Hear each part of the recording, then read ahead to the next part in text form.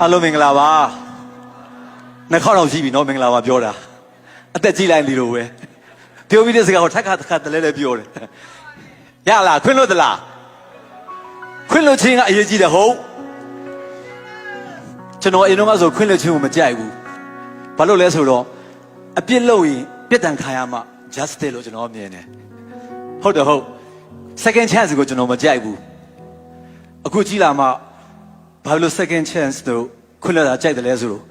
ကိုလည်းအပြစ်လုပ်လို့ကိုအိမ်တော့ကတော့မကောင်းတာမလုပ်ဘူးထင်တာဟုတ်တကယ်ဆိုကိုကကောင်းတယ်လို့မှန်တယ်ထင်တဲ့ဟာကဖះကောင်းတယ်မှန်တယ်ထင်တယ်လည်းမတူဘူးဟုတ်တယ်ဟုတ်ကျေးဇူးပါကျွန်တော်မနေ့ကတော့လေမနေ့ကလာတဲ့ညီကောင်မောင်မလေးနဲ့နည်းနည်း sharing လုပ်ခဲ့တယ်ကျွန်တော်ကိုဘုရားကထူးတယ်လို့ကျွန်တော်ကအယမ်းပျော်သွားတာဟုတ်ဘုရားကထူးတော့ our God is living God ဘောနော်အသက်ရှင်တဲ့ဘုရားဆိုတော့တည်တော့ဝမ်းတာတယ်ဝင်တော့သူပေးတဲ့ဂတိတွေလည်းဖြစ်မယ်ဆိုတော့ယုံကြည်တယ်ဒါပေမဲ့ကျွန်တော်ဆုတောင်းတယ်ဖို့အချိန်ချင်းခါဆုတောင်းတယ်ကျွန်တော်ကိုမထူးတာကျွန်တော်လိုချင်တာမပေးတာလည်းအချိန်အများကြီးရှိတယ်ဗျဟုတ်တယ်ဟုတ်ကျွန်တော်ကဒီနေ့ share ချင်တာကတော့ကျွန်တော်နေ့ချင်းခန္ဓာနည်းနည်းပြည့်တော့မယ် March April လကုန်နည်းနည်းပြည့်ပြီကျွန်တော်ကလေကျန်းစာကိုဖတ်တယ်နားမလဲလည်းဖတ်တယ်နားလဲနည်းနည်းတီးသလောက်တတ်သလောက်ပေါ့နော်ကျင်ဖတ်တယ်ပြီးတော့နေ့ချင်းခံဖို့တငယ်ချင်းတွေကပြောတယ်ကျွန်တော်အကိုတွေရဲ့နေ့ချင်းခံပြီးတော့ကျွန်တော်နေ့ချင်းခံပါလားပြောကျွန်တော်ကနေ့ချင်းမခံချင်နေဘူးဘာလို့လဲဆိုတော့ I'm waiting for a sign from God ဘုရားသခင်ရှိကကျွန်တော်ကိုလက္ခဏာတကူပြဖို့ကျွန်တော်စောင့်နေတယ်စောင့်နေတော့ကျွန်တော်ကဖြစ်ချင်တော့ဒီလိုကျွန်တော်ဘောကအရေးကြီးတဲ့ကိုဗစ်ကာလပြောရမှာပေါ့နော်ကာလတော့ကျွန်တော်ညီလေးကကိုဗစ်ဖြစ်ရောပြီးတော့ကျွန်တော်ဆုတောင်းတယ်မိုးလင်းတယ်ဆုတောင်းတယ်လေးဘက်ထောက်ပြီးဆုတောင်းတယ်နေ့လည်းဆုတောင်းတယ်ဘုရားသခင်သူကုသပါယေရှုသူကုသပါတောင်းတယ်ဒါပေမဲ့ကျွန်တော်ဆုတောင်းတာမပြေးလိုက်ဘူးကျွန်တော်ညီလေးခေါ်တော့ခံလိုက်ရတယ်ကျွန်တော်စိတ်ဓာတ်ကြပြီးဘာမှမလုပ်ချင်တော့ဘုရားကိုလည်းမယုံတော့ဘူးခေါ်ရင်ထူးတယ်ဆိုတော့ဘုရားကပြောတာဟုတ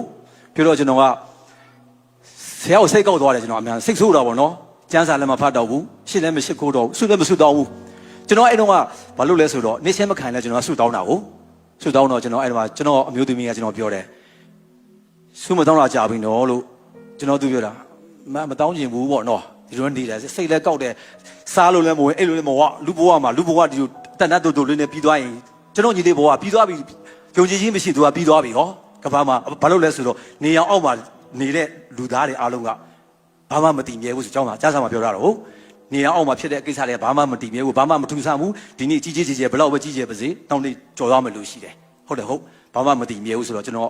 ်နေအောင်မှာမတည်မြဲဘူးပေါ့ဒါပေမဲ့ဖျားခေါ်ရင်ထူးတယ်ဆိုတော့ကျွန်တော်မထူးဘူးဆိုတော့ဒီတိုင်းမနေတယ်အကြိုက်နေ3-4 လလောက်နေတယ်ပြီးတော့မနစ်ထားလမ်းလျှောက်တဲ့အကျဉ်တော်ရှိတယ်လေအသက်လည်းကြီးပြီဆိုလမ်းလျှောက်တဲ့အကျဉ်ရှိတော့လမ်းထားလျှောက်တဲ့ခါကျတော့ဒီပြည်နဲ့ကျန်းစာဖတ်ဘူးတဲ့အပိုက်လေးကအုံနောက်တွေတဖြည်းဝင်လာတော့ဗာလဲဆိုတော့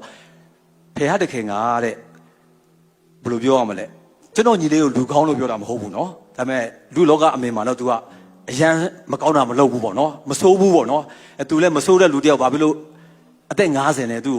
ကိုခေါ်သွားတယ်လေပေါ့ကျွန်တော်ကစိတ်ဆိုးတယ်ဒါပေမဲ့ကျန်းစာထဲမှာဖေရှားရတဲ့မှာပြောတာတော့အဲ့ဒီလူကောင်းတွေအတွက်စောစောခေါ်သွားတာကနောင်လာမဲ့သူခံရမဲ့ဒုက္ခတွေကိုဖះတခင်ကမခံစေခြင်းလို့ခေါ်သွားတာတဲ့ကျွတ်စိတ်ထဲမှာနေသိမ့်ခြင်းနဲ့ရတယ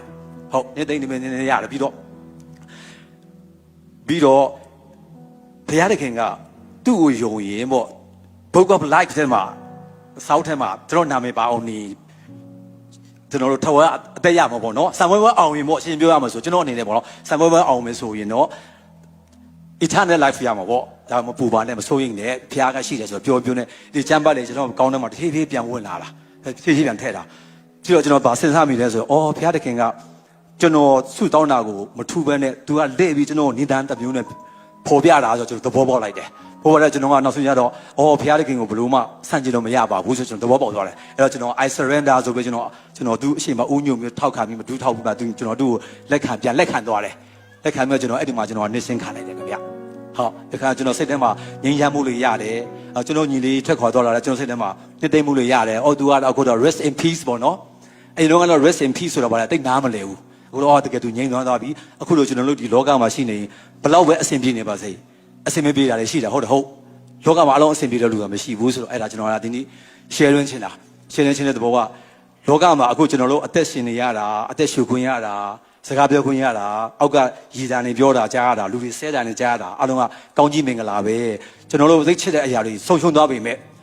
ကောင်းကြီးဆိုတာကျွန်တော်တို့ရှင်မှာရှိပြီးသားလို့ကျွန်တော်လက်ခံတယ်ဒါကြောင့်ကျွန်တော်ဒီနေ့ Amazing Grace ဆိုတဲ့တစ်ချိန်လေးနဲ့အားလုံးနဲ့ sharing လုပ်ချင်တယ်နော်အားလုံး SOP ကြနော်